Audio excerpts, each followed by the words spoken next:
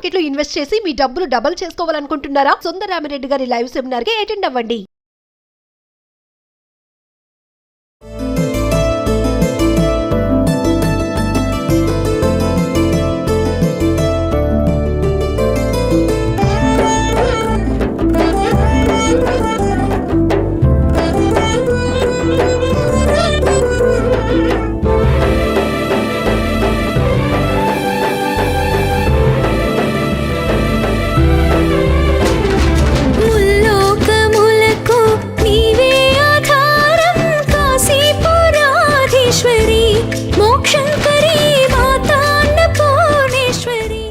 నమస్తే రమగారు. నమస్తే జయ. రమగారు, మనం దసరా శరన్నవరాత్రుల గురించి మాట్లాడుకుంటున్నాం. అందులో భాగంగా 3వ రోజులో ఉన్నాం. ఈ రోజు అమ్మవారి అలంకరణ విశిష్టత 3వ రోజులోకి వచ్చేసాం. అప్పుడే మొదలు పెట్టేదాకానే ఆలస్యంగా ఉంటుంది, మొదలయ్యాక రోజుకొకటి వరుసగా వెళ్ళిపోతుంది. ఈ నవదుర్గా విశేషాలలో, నవదుర్గా స్వరూపాల్లో అమ్మవారి వాళ్ళ చంద్రఘంటగా కనపడుతుంది. ఈ గంటని పోలి ఉన్నటువంటి చంద్రుడు ఆమె కిరీటం మీద కొలువై ఉంటాడనమాట. చిత్రమైన ఆకారంలో కనిపిస్తాడు చంద్రుడు. చాలా విశేషంగా కనిపిస్తుంది చంద్రఘంటాదేవి. అయితే శ్రీశైలంలో ఈ రోజున అమ్మవారిని చంద్రఘంటా స్వరూపంలో అలంకరిస్తారు. మనం విజయవాడని ఫాలో అవుతాం కదా, విజయవాడ ఇంద్రకీలాద్రి మీద అమ్మవారిని కనకదుర్గాదేవిని ఈ రోజున అన్నపూర్ణాదేవిగా అర్చిస్తారు. అయితే ఈ అన్నపూర్ణాదేవి అనగానే మనకి ఏమీ లేదు, భోజనము అంతే. అయితే ఈ అమ్మవారికి పసుపచ్చటి వస్త్రాలంకరణ చేస్తారు. చంద్రఘంట కూడా ఈ రోజున పసుపచ్చటి వస్త్రధారణే. ఈ రోజున మనం నివేదన చేసేటప్పుడు ఆహారం ఏం చేస్తాము, కట్టె పొంగలి, దధ్యోదనము అలాంటివి నివేదన చేస్తాం. చంద్రఘంట కూడా ఈ రోజున కొబ్బరన్నమే నివేదన. అయితే మనం తెల్లటి పదార్థాలు ఏవైనా కూడా నివేదన చేయవచ్చు. తెల్లగా ఉండేది ఇప్పుడు మనం కొబ్బరన్నం ఏం చేసుకోవచ్చు, ఒట్టి పెరుగన్నం అంటే తిరగమాత పెట్టే వెసులుబాటు లేకపోతే పెరుగన్నం చక్కగా కలిపి అదైనా కూడా మనం అమ్మవారికి నివేదన చేసుకోవచ్చు. అన్నపూర్ణ స్తవం చదువుకోవచ్చు. అయితే ఈ అమ్మవారిని ఈ రోజున మనం బాలికా స్వరూపాన్ని పూజిస్తాం కదా. 4 ఏళ్ల పాప, 4 సంవత్సరాలు నిండిన పాపని కళ్యాణి అంటారు. పేర్లు చూడు ఎంత ప్రత్యేకంగా ఉన్నాయో. ఈ కళ్యాణి స్వరూపంలో ఉన్న బాలికని గనక ఈ రోజున పూజిస్తే మనకి విద్య, వినయము, రాజభోగాలు ప్రాప్తిస్తాయి. ఒకవేళ ఈ పూజ చేసి ఆ పూజ చేయకపోయినా పర్వాలేదు, ఆ పూజ చేసి ఈ పూజ రెండూ చేయవలసిందేనన్న నియమం లేదు. అవకాశాన్ని బట్టి మనం ఇదే నియమం పెట్టుకున్నాం అనుకో, అమ్మవారిని అర్చించుకోవటమే, అర్చన చేసుకోవచ్చు. ఓ బాలిక, పక్కింటి వాళ్ళ అమ్మాయి చిన్న పాప ఉంది, 4 ఏళ్ల పాపాయి, ఆమెను ఈ రోజున నిన్న మొన్న చేయలేదు, రేపు ఎల్లుండి సాగదు, ఈవేళ ఒకరోజు చేయొచ్చంటే చేయొచ్చు లక్షణంగా. ఏ రోజుకి వీలైతే ఆ రోజుకి ఏ బాలిక వీలైతే ఆ బాలిక. ప్రత్యేకంగా మనం ఇలా చేయదలుచుకుంటే కనుక 4 సంవత్సరాల కళ్యాణికి కనుక చక్కగా బొట్టు, కాటిక, పసుపు పెట్టి కూర్చోబెట్టి ఆమెకి ఇష్టమైన ఆహార పదార్థాలు, ఏదైనా అలంకరణ సామాగ్రి అలాంటివి ఇస్తే అమ్మాయి చక్కగా కుమారి సంతోషిస్తుంది. దానివల్ల మనకి విద్యా వినయాదులు వస్తాయి. అన్నపూర్ణాదేవి గురించి ఒక ప్రత్యేకమైన విషయం చెప్పుకోవాలి మనం.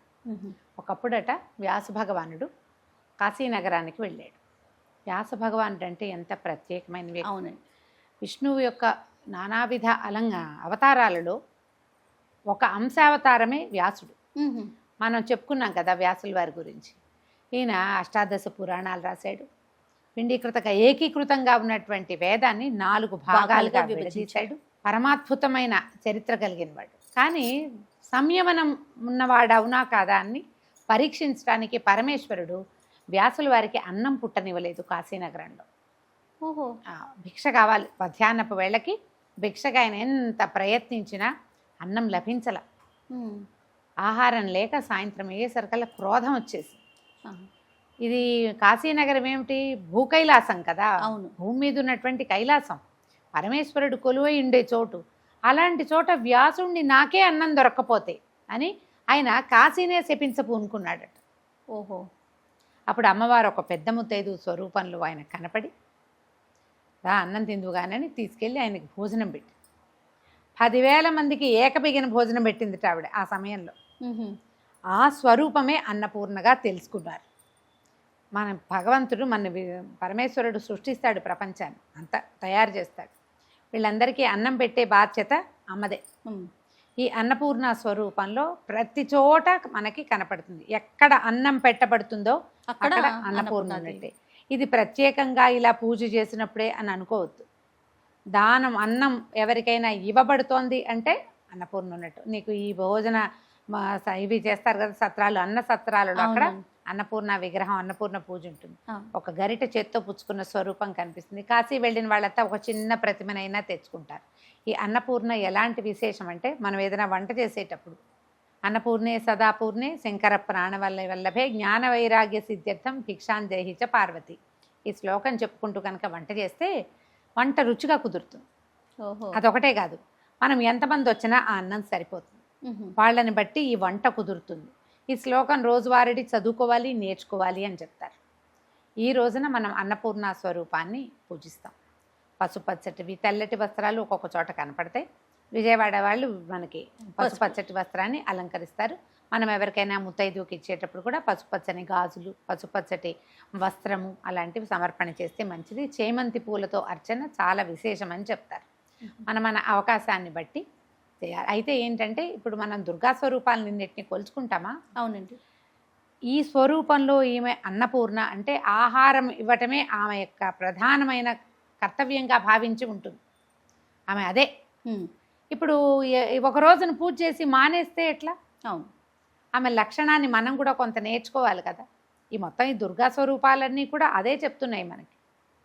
ప్రకృతి పట్ల ప్రేమగా ఉండటం, ఎవరి పట్లైనా మనుషుల పట్ల ఆదరంతో ఉండటం, భోజనం సమకూర్చటం, సహాయం చేయటం, అవసరమైతే కత్తిడాలు ధరించి యుద్ధానికైనా వెళ్ళడం. ఈ స్వరూపం అదే కదా మనం చెప్పుకుంటున్నాము.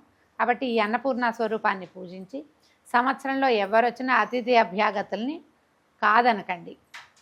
ఆహార పూజ చేసుకుని మానేయకుండా ఆమె లక్షణాన్ని కొంత సంతరించుకుంటే మనకి సౌభాగ్యము, విద్యా వినయము ఇంకోటి ఆటోమేటిక్గా వచ్చేస్తాయి సహజంగా.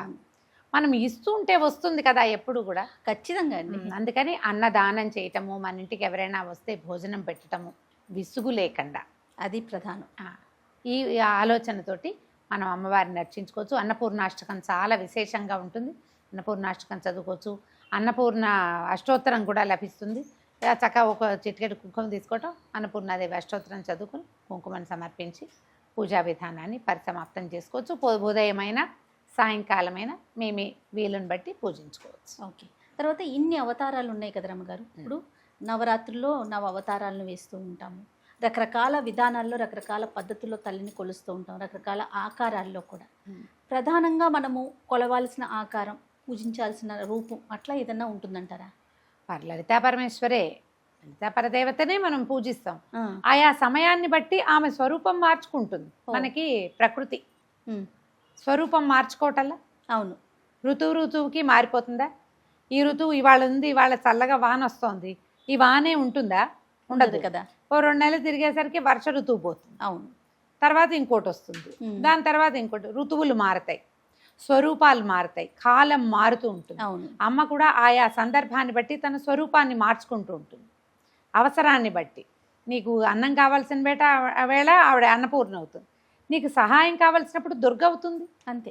సాహసం కావాల్సినప్పుడు మహిషాసుర మర్దిని అవుతుంది. నువ్వు నిజంగా విజృంభించాల్సిన సమయం వచ్చినప్పుడు కాళరాత్రి అవుతుంది. మనం కూడా ఇవన్నీ అవుతూ ఉంటాం. ఆమెతో పాటు మనము మారుతూ ఉంటాం.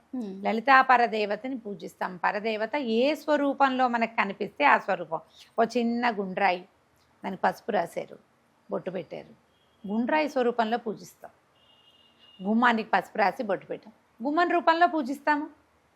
అదే కదా మన యొక్క గొప్పతనం. అంతే. అదే హిందువుల విధానం ఏంటంటే ఇదే అని లేదు, ఏదైనా పూజింపదగినదే.